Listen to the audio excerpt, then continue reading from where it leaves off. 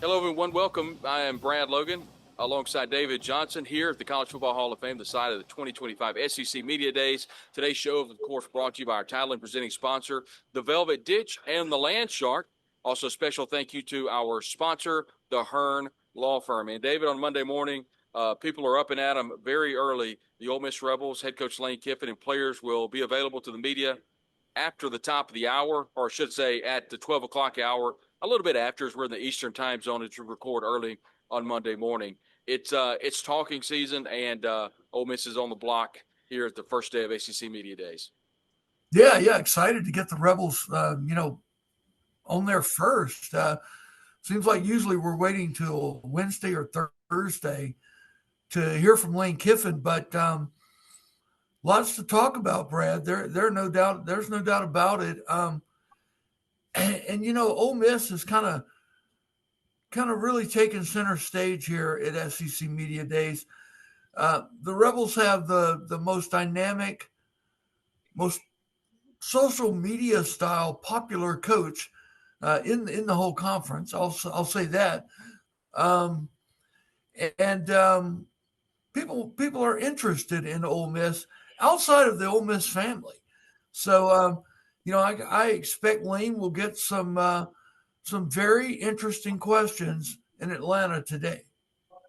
Yeah, I think there'll be a lot of questions. I think we'll hear from Greg Sankey here in about an hour, and I would expect that conversation will be very heavy on NIL, revenue sharing, which is a big topic of conversation out in the lobby. Schools that Mhm. can or are going to obviously fully funded, and then you start opening up. Lane Kiffin, I think 2 years ago, was already talking about when the advent of the transfer portal came about. He was very open about revenue sharing, about salary caps, about running these teams like NFL teams. And David, 2 years later, we're getting much closer than we were to that. Yeah, there's no doubt about it. I mean, look, college football that we grew up on, that our parents grew up on, it's gone. It is definitely gone. If you're not talking NIL with every recruit, you're not doing your job. And it's look, money is a decisive factor. It's as big of a decisive factor as a kid growing up wearing red and blue, pulling for Ole Miss, hanging out in the Grove. It puts an immediate worth on your skill set and what that university is thinking that you're going to develop into. And this is by all accounts professional football now. That's what we're covering, the minor leagues of pro football. David, I want to stay on that just for a moment. I had a conversation last night with someone that's very close to the SEC, um, covers a specific team actually, and we talked about revenue sharing, and their point was, um, if the NCAA, who at some point feels like they want to get a hold of this or get out in front of this a little bit, so now from my understanding is that anything over $600, $599 is going to have to be reported and has to go through the clearinghouse and has to go through an NIL process. So if that's the case, and anything under 599.99, whatever, is that a good thing? And how do you see that progressing? Is the NCAA going to try to put their hands around this? Or they've kind of been absent over the last couple of years. What are your overall thoughts on that? Yeah, I just don't know. I mean, who could have predicted this? And I'm not going to get into the prediction business, Brad. this is this is excuse me. This is a transitional time for college football right now. There's no doubt about it. Um, and what it's transitioned into is scary in a lot of ways. Um, I just don't know. I just don't know Yeah, what we're looking at from here on out.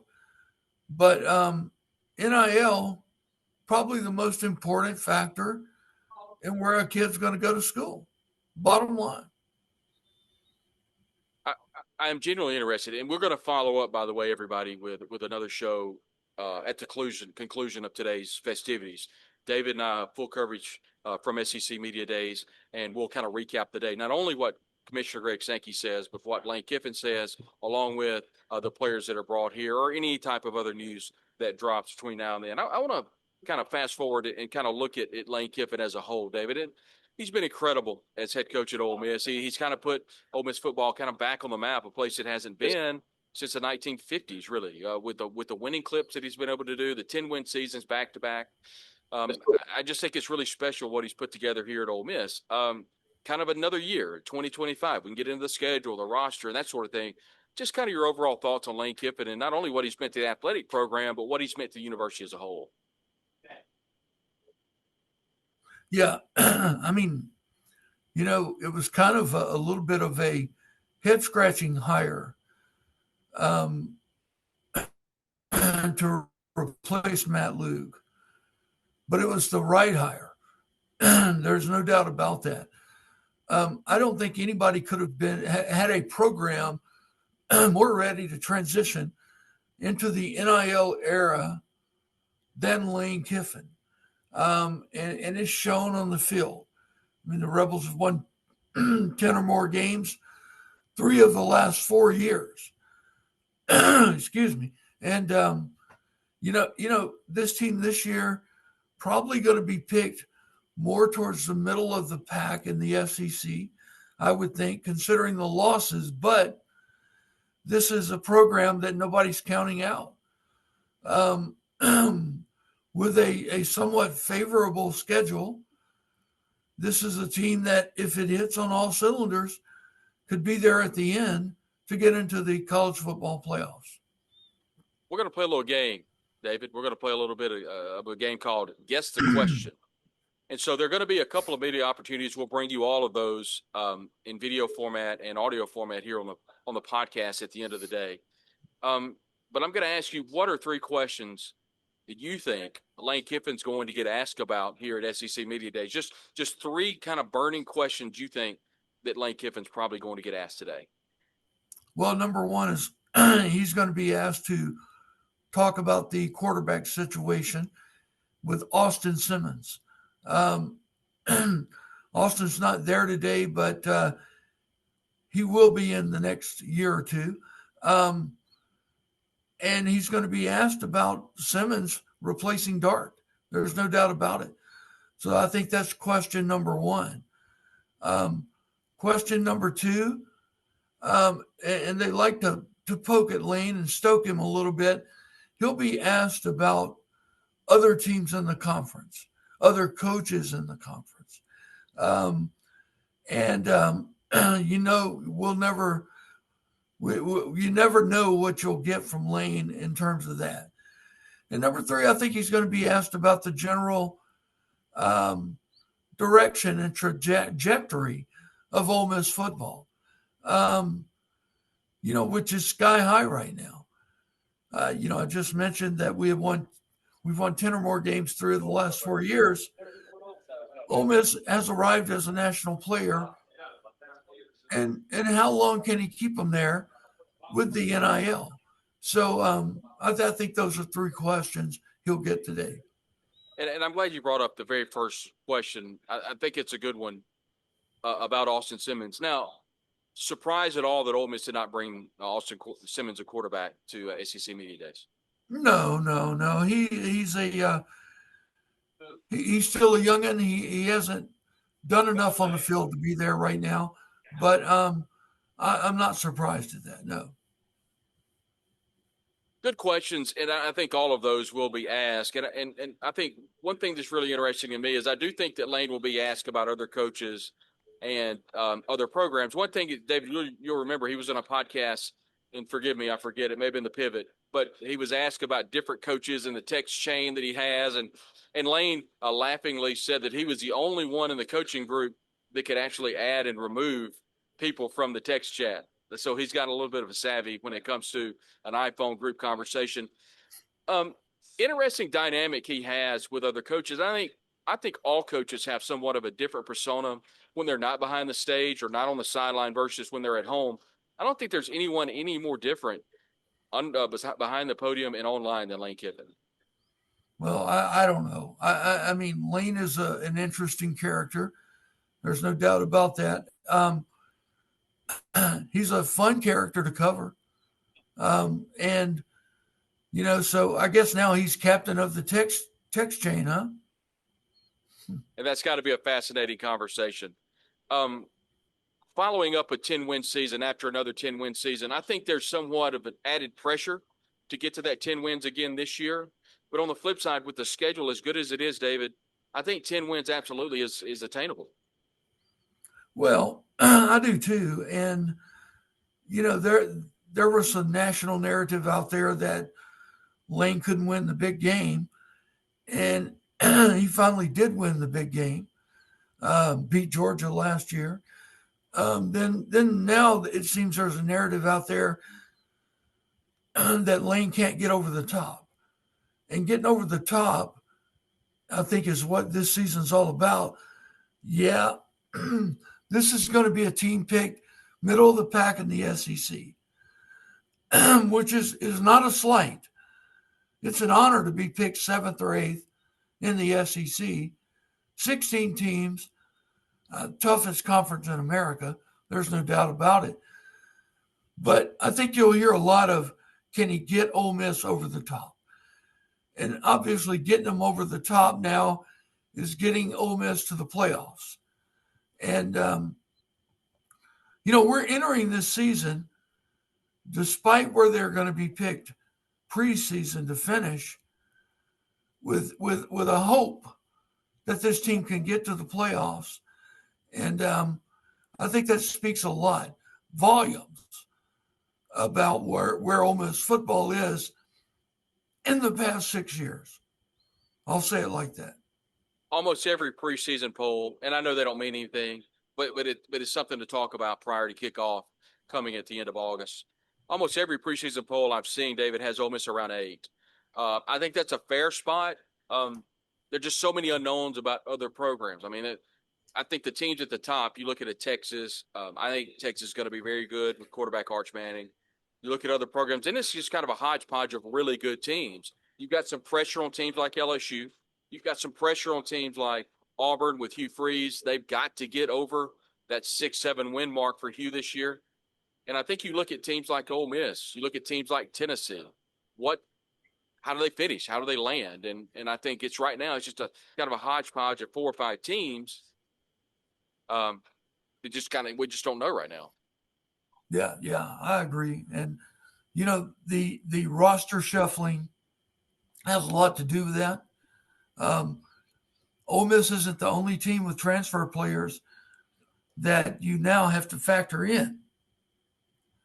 And how those guys do for the first time wearing new uniforms is a big part of what's going to happen this year.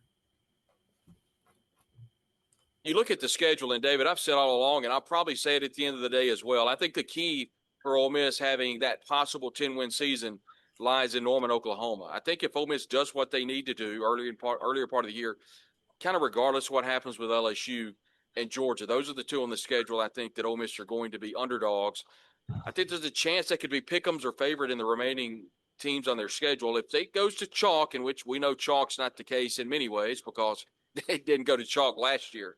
But if it goes to chalk, I think there's an opportunity for 10 wins. But I think that lies heavily in Norman, Oklahoma. Well, we've already talked about this, but I want to get back into it again. What are some games on the schedule that you're kind of circling to where Ole Miss, kind of the tipping point, if you will, about a really good season versus a pretty good season? Yeah, obviously you brought up 2 of them, LSU and Georgia. But not saying they will, but I think Ole Miss could lose to LSU and Georgia and still be a contender for the playoffs. What concerns me is exactly what you said. You've got a road trip coming up to Norman, Oklahoma. The week after, you have a road trip to the Georgia Bulldogs. Right. And I think that game is certainly one you circle. And then you can't lose to anybody you should beat. And that includes the Kentucky Wildcats. We go to Lexington early in the season, week 2. And then Florida in Oxford, you've got to beat Florida. And Florida is going to be good this year. I think Florida is going to be a much better football team, and they beat us last year. So, you know, I think you've got a couple of losses to play with. I think you will beat either LSU or Georgia, and it boils down to taking care of business where you should. And that Norman, Oklahoma game that you brought up, to me, scares the hell out of me. Um, Norman is a tough place to play, even by SEC standards. Um, and you're going to have an Oklahoma team, their backs are against the wall. They've got to do better. They went to a bowl game last year, Yeah. but they lost to Navy. And, this is a team looking to prove it belongs in the SEC. They didn't last year. Texas did. And don't think for a second Oklahoma, the program it compares itself to is Texas. And, as you brought up, Texas most likely going to be the pick to win the league. They're my pick to win the league. I just think I just think you can't trip over a trap wire in a trap game, and with the way college football playoffs are set up now, shoot, Brad, every week is a trap game. You lose to anybody you're not supposed to, and it'll keep you out of the playoffs when the selections are made. And oddly enough, David, I think Ole Miss goes on the road and beats Kentucky pretty handily. To me, that trap game is John Summerall and Tulane. I think Tulane's going to have a really good team this year. And Ole Miss better have it buckled up tight because John Summerall, very good football coach. I know you know him personally. I have no doubt that the Tulane Green Wave will have their team ready. And I do think Ole Miss wins that game, but that's definitely not an opportunity for Ole Miss to come in to sleepwalk. No, it's not. And again, that's one of those early games, too. You've got Georgia State at Kentucky, home against Arkansas, home against Tulane. Those are your first four games. There's an opportunity for Ole Miss to not be in the playoff picture after the first month of the season. Those are, three of those games are very interesting early on. I'll say that. And then you get into the meat of the SEC, and that's just tough every weekend. So, we'll see what happens. But I'm excited for kickoff. We're about a month and a half away, but you can't trip over your own feet. You just can't do that. I just saw it with David Nuno with TexAgs.com, and we'll visit with him later on this week. But it began to have me thinking Mike Elko and Texas A&M. By the way, Ole Miss, no Texas A&M, no Texas, no Auburn, no Alabama, no Tennessee on the schedule. So interesting. I don't know if that's a positive or a negative, but that's interesting nonetheless. The question I have for you, how much pressure is on Mike Elko this year? Because it feels like that Texas A&M is a program that just put through the ringer with Jimbo Fisher. Now they're kind of out of the wilderness with him, but they're in with Mike Elko. Fascinating team to me. One of the teams I'm definitely going to be watching close this year to see how successful they're going to be. Yeah, and I think at a job like Texas A&M, there's always pressure. I don't think you take that job without the expectations of pressure.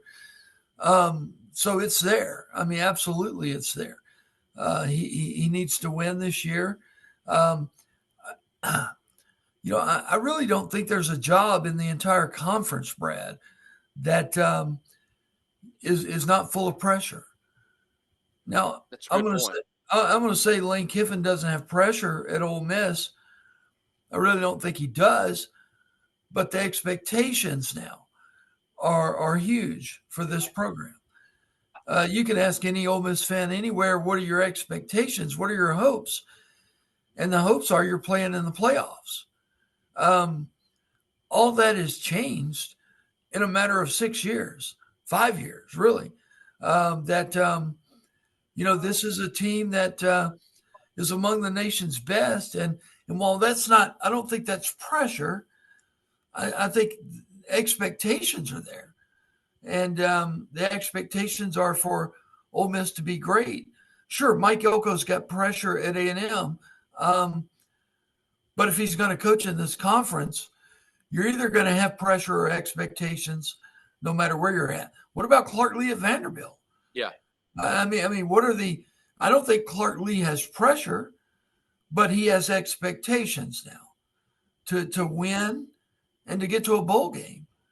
They were incredibly good last year by Vanderbilt standards. Are they going to be that good again? His quarterback Diego Pavla is back, but SEC defensive coordinators have had a year to try to figure out what they're doing. So, how is that going to play this year? David, let's take a look real quick. The talk about hot seats, the hottest of hot and the coldest of cold seats heading into the season. I think you just named a couple of coaches that have the coldest, ice cold seats you can have. That's Lane Kiffin, and I think you're right. I think Clark Lee has the coldest seat in the SEC. What he's done at Vanderbilt has been incredible, and I think he's got plenty of years ahead if he'd like to stay at the Commodores as the Commodores head coach. Lane Kiffin, the same thing at Ole Miss. I think he's got a very, very cold seat. I think there's some coaches in the middle. But, David, who are some coaches you think heading into the season that have the hottest of hot seats? I got to start off with Jeff Lebby at Mississippi State. And I don't think Mississippi State is ready to make a move this year unless they're just absolutely horrible. And looking at State's schedule, I could see Lebby doubling the win total and Mississippi State going 4-8 this year. If he does that, they need to be happy and give him a little time now with the revenue sharing in place to build a roster down there. So I don't know. I'm not going to say Lebby is the hottest. I think the guy with the hottest seat is probably Hugh Freeze at Auburn. I think Hugh's got to win, and he's got to win big. Um, Auburn, of course, they're investing the money into their football program, and they're investing the money into Hugh Freeze as the CEO of their football program. And, they're in a state with Alabama. And it's kind of funny, in-state rivals often compare themselves to their other in-state rival. And yeah, I think Hugh's got to win. I think he's got to win big, or he's going to be looking for a job after this season. I think that's the hottest seat in the SEC. Yeah, I think that's a hot one. I think Mike Elko, if things don't go well in College Station, I think there could be a little bit of upheaval. You look at other programs like Alabama. I think Kalen DeBoer is not at all on the hot seat, but I don't think he's just incredibly safe either. I mean, he's at a very volatile place to where you have to win. You have to win very quickly. And let me throw this name into the hat. I think Brent Venables at Oklahoma. I think Brent's got to win this year. He's got to do better than going to a lower tier bowl game and losing to Navy. Oklahoma's a proud program, and they're not going to stay where they've been here lately very long. And I think there's a lot of pressure on Brent Venables to win in Norman this year. And that's why I kind of go back to what we talked about at the top of the show, why I think Venables and that entire Oklahoma staff have that Ole Miss game circled, because that's a conference game. It's a conference game at home, and I definitely think that's one that Oklahoma wants to try and get. Where's Sam Pittman on that list in the Arkansas Razorbacks? Man, Sam, I love Sam. I think everybody does. Great guy. Arkansas needs to make some changes and make them quickly. They really do. I'm glad you brought him up. Yeah, Sam's seat is very hot. Wouldn't surprise me that you don't see coaching changes at Arkansas, Auburn, and Oklahoma at the end of the year. It's going to be fascinating to watch. It'll all unfold here in a couple of months. Until then, it's still talking season here at the College Football Hall of Fame, a beautiful facility. If you've never had a chance to bring your family This is a terrific place to come. The Coca-Cola Museum's right around the corner, and you can have a big time here at the College Football Hall of Fame today and throughout the rest of the week. It is all SEC football. We'll have full coverage for you at the end of the day. I'll be with David Johnson. We'll have full coverage of SEC Media Days here from College Football Hall of Fame in Atlanta. I want to thank our title and presenting sponsor, the Velvet Ditch, and also the Land Shark, two wonderful locations there in Oxford to get some of the best seafood around and a great time around all of your friends, your Ole Miss friends watching the big game. Also, very thankful for the Hearn Law Firm, a proud sponsor here on the Red and Blue Crew podcast. He's David Johnson. I'm Brad Logan, live from College Football Hall of Fame and SEC Media Days. Full coverage for you right here, the Red and Blue Crew podcast.